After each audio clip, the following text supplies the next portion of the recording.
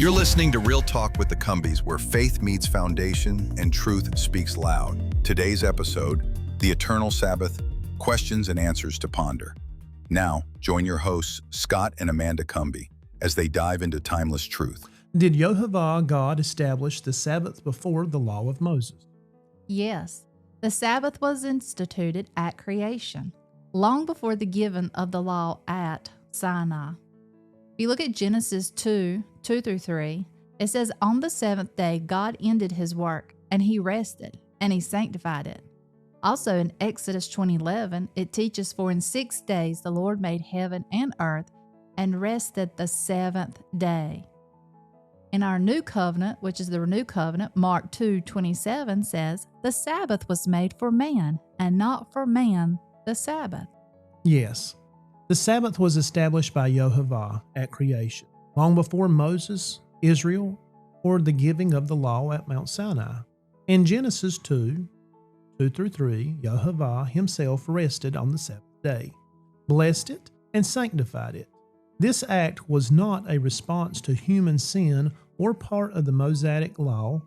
It was a divine pattern woven into the fabric of creation. Is the Sabbath just for Jews? No, Scripture affirms the Sabbath was made for all humanity, not one ethnicity. Mark 2:27, the Sabbath was made for man. Isaiah 56:6-7, foreigners who bind themselves to the Lord, everyone who keeps the Sabbath, I will bring to my holy mountain. And then look at Romans 11:17, Gentile believers are grafted in to the covenant olive tree. The Sabbath is not just for Jews. It's for everyone who belongs to the Father. It's a covenant gift for his children, both Jew and Gentiles, who are grafted into his family through faith in Yeshua. If you call him Father, the Sabbath is part of your inheritance. Did Yeshua break the Sabbath? No, Yeshua never broke his Father's law. He exposed the false additions of men.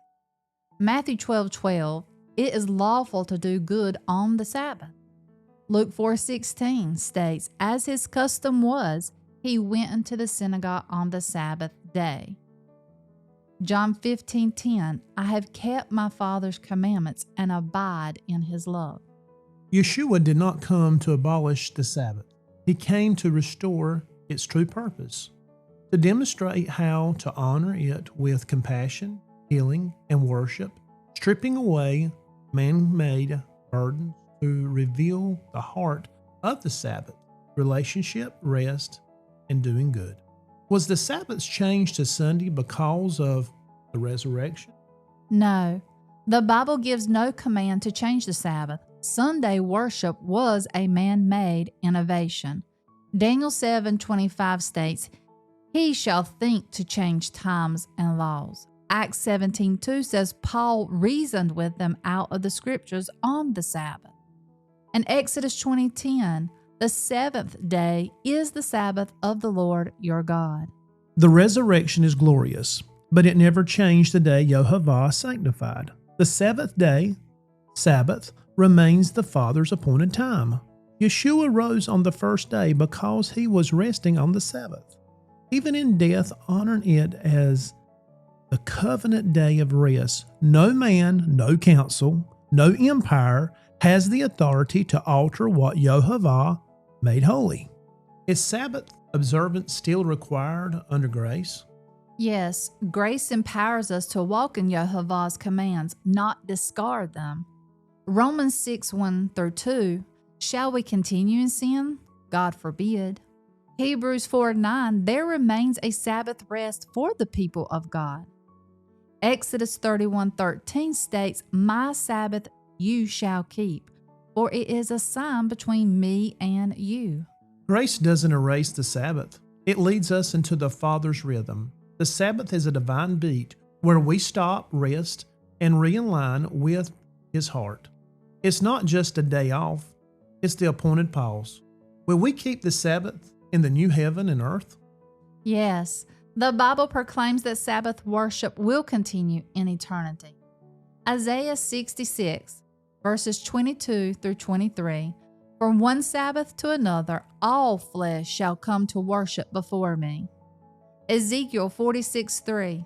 The people of the land shall worship at the entrance on the Sabbaths. Revelation 21:3. Behold, the dwelling of God is with men. The Sabbath isn't outdated, it's eternal. Each week it becomes a sacred dress rehearsal for the wedding of the Lamb, where the bride prepares herself in rest, devotion, and delight in her King. What is the spiritual consequences of ignoring the Sabbath? Ignoring the Sabbath is more than neglecting a day. It's neglecting a divine invitation to covenant relationship and spiritual alignment. In Scripture, breaking the Sabbath was treated as covenant violation, carrying serious consequences. Exodus chapter 31, verses 14 through 15. Whoever profanes it shall surely be put to death. Jeremiah 17:27. If you do not hallow the Sabbath, I will kindle a fire in its gates. And in Hebrews 4:1, let us fear, lest any of you should seem to come short of it. The Sabbath is not optional in heaven's eyes. It's a marker of who fears Yehovah and walks in his rhythms. To remember it is to be remembered. To neglect it is to drift from covenant, risking your name being left out of the righteous are remembered. Malachi 3:16 through 18. A book of remembrance was written before him for those who feared the Lord and who meditated on his name. Then ye shall again discern between the righteous and the wicked. Is the Sabbath rest now spiritually, not literally? No. Hebrews 4 speaks of both spiritual rest and literal Sabbath observance. Hebrews chapter 4 verse 9, there remains a Sabbath rest for the people of God. Luke 23:56, Jesus' followers rested on the Sabbath according to the commandment.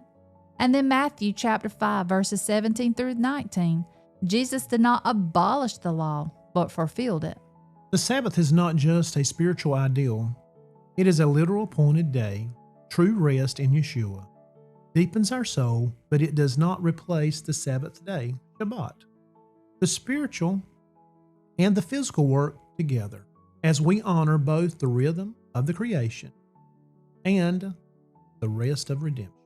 What does remembering the Sabbath say about our relationship with Yehovah? It shows we trust him, value his rhythm, and honor our covenant. Exodus chapter 20 verse 8, remember the Sabbath day to keep it holy. Exodus chapter 31 verse 16, it is a perpetual covenant, which means everlasting, not temporary or seasonal.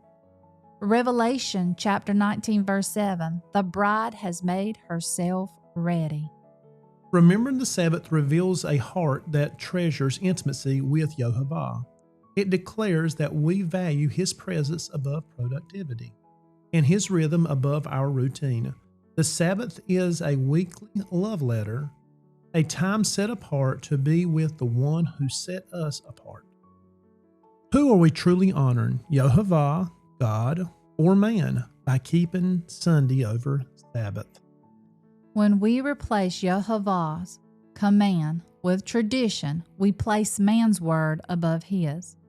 Matthew chapter 15 verse 9, in vain they worship me, teaching as doctrines the commandments of men. Colossians chapter 2 verse 8, beware, according to the tradition of men, not Christ. Malachi 1:6, if I am a father, where is my honor? Choosing man's traditions over Yehovah's commands reveals who truly holds our reverence. To honor Yehovah means to obey what he established, not what cultures or councils altered. Honor looks like obedience. If Yehovah said honor the Sabbath day and keep it holy, who gave us the authority to change his word? As we come to the close of today's journey through the Eternal Sabbath, questions and answers to ponder, may your heart be drawn not just to answers, but to the one who called the Sabbath holy from the very beginning. Next week, don't miss From the Garden to Glory, the origin of the Sabbath, where we return to Eden and uncover the divine rhythm written into the fabric of time. Before the law, before the fall, when rest was perfect communion, and we're thrilled to announce our upcoming release, The Gift of Shabbat, a sacred guide for rest and renewal, written by Scott and Amanda Cumbie. This beautifully illustrated book will soon be available at cumbies.com, amazon.com, and hopefully wherever books are sold. Until then, may you walk in the peace of His presence, honor what He made holy, and rediscover the rhythm of rest. This is Real Talk with the Cumbies. Shabbat Shalom.